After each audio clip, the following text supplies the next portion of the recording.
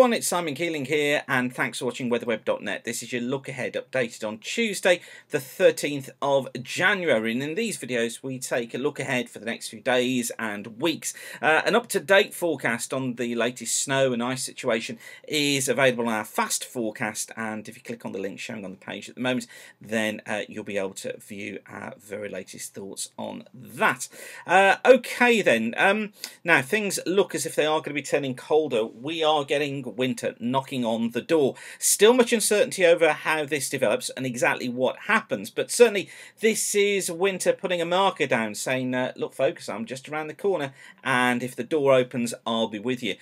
This is the 7-day mean temperature anomaly forecast. So that's from today through to a week today. So when's that up to? That's up to Tuesday the 20th of January, and this is from Kirsten's site, and you can see here the blue colours look coming into the UK, down into Iberia as well. These blue colours here indicating temperatures down to anomalies between about -2 and -5 degrees below normal across western parts of the UK, just holding on to near normal to just below normal temperatures there across the far southeast, but that certainly is telling us things are and could well change. Notice how mild it is, look here, across Eastern Europe. So the cold comes in, something like that, and then we get warmer air pumped in across the eastern parts of Europe. Now, the 7 to 10 day mean of the 500 millibar anomalies looks like this. We've got the ECMWF on the left here, we've got the GFS on the right.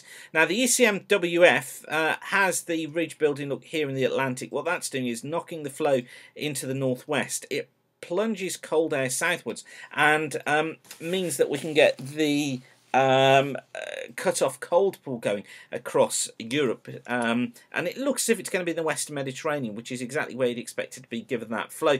GFS makes more of the ridge through the UK, but again, look, brings in that northerly flow down into the Mediterranean, and it's that puts the low down into the Med. And what happens is that once you get those lows down here, then that turns our flow more into a cooler easterly, and over the top of that cooler easterly comes the northwesterly. So the battle lines are certainly drawn, but either one of those flows is a cool flow. So we are going to be seeing a downward trend in temperature, and that downward trend in temperature shown very well by the ECMWF.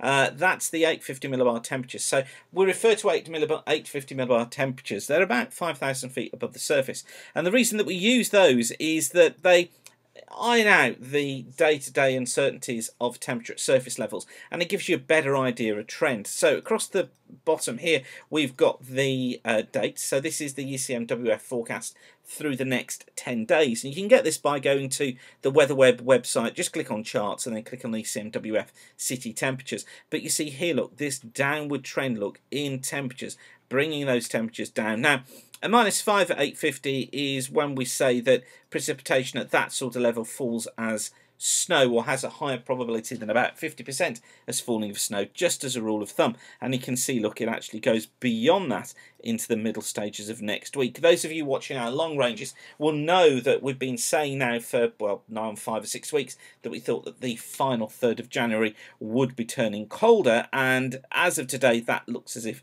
it's what's going to happen. I stress again, we're not talking 1963 cold, we're not talking 1947, we're talking just a normal hit of cold winter weather, and I think probably 10 days is the figure that we should be putting on it. But there could be some snow around, so it could be quite a wintry spell of weather ahead. Now, this is the, in fact, let me take you back to the beginning of these charts. This is the ECMWF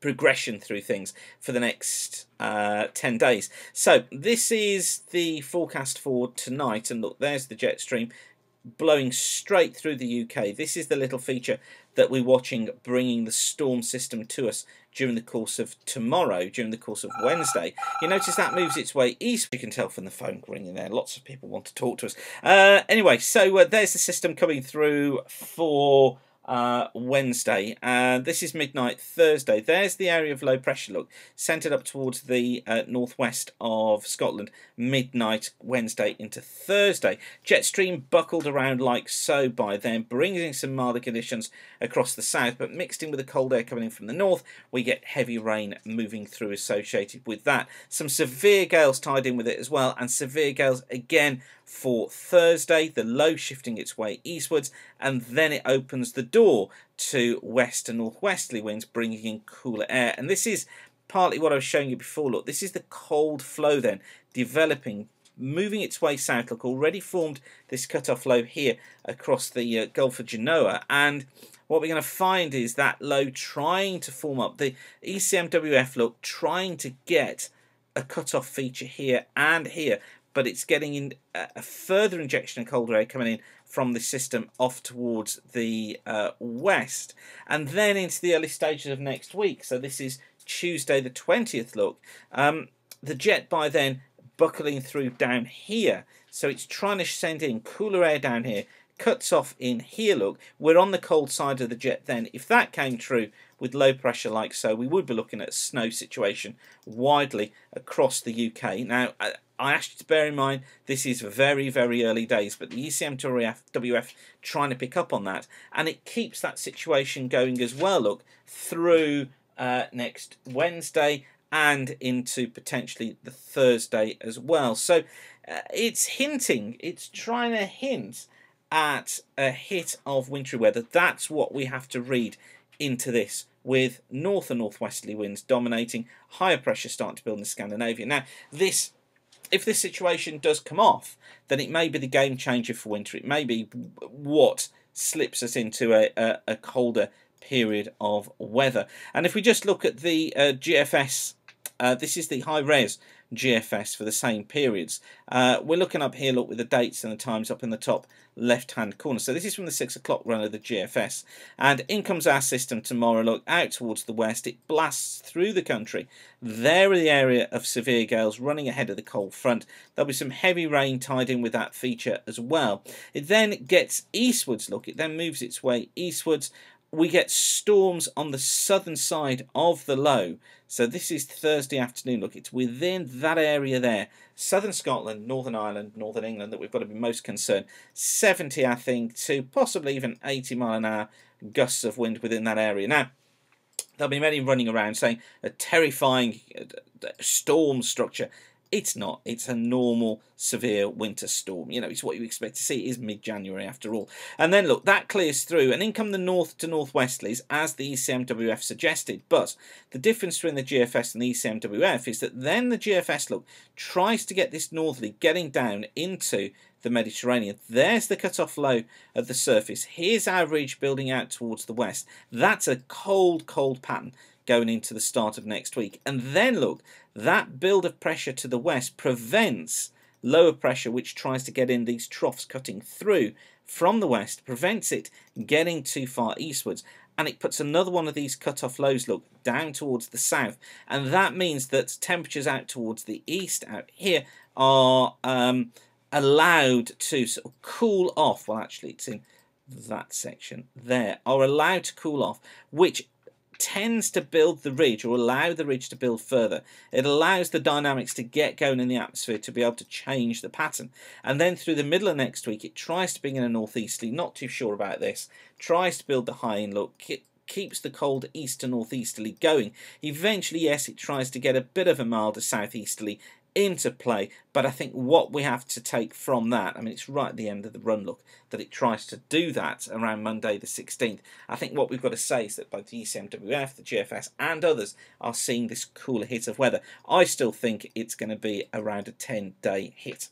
So it's not going to be a huge, long hit of cold weather, but I think we need to start seriously thinking about the chance of some wintry stuff hitting next week. Now, as I always say, this is, you know, we're doing long-range forecasts here. Anything can change. What I do is show you the charts at the moment, show you the models, give you my opinion as to what I think is going to be right and what I think is going to be wrong. So that's what I try to do here within these forecasts. So please don't say if it doesn't happen, oh, well, you said, Simon said, Simon said. All I'm doing is showing you what's on there at the moment and giving you my opinion.